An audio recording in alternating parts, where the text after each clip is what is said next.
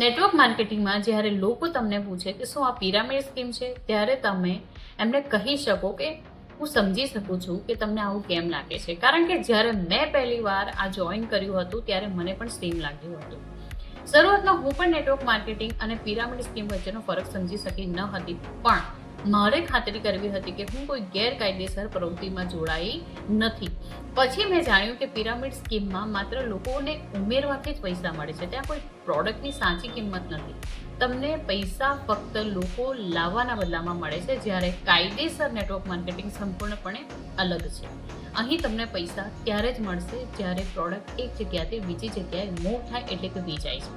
જો તમારી પાસે 1000 લોકોની ટીમ હોય અને કોઈ પ્રોડક્ટ વેચાતી ન હોય તો તમને એક પણ રૂપિયો નહીં મળે. અને આ જ કારણ છે કે નેટવર્ક માર્કેટિંગ કાયદેસર છે, કારણ કે તમને પૈસા ફક્ત પ્રોડક્ટ મૂવ થાય ત્યારે જ મળે છે.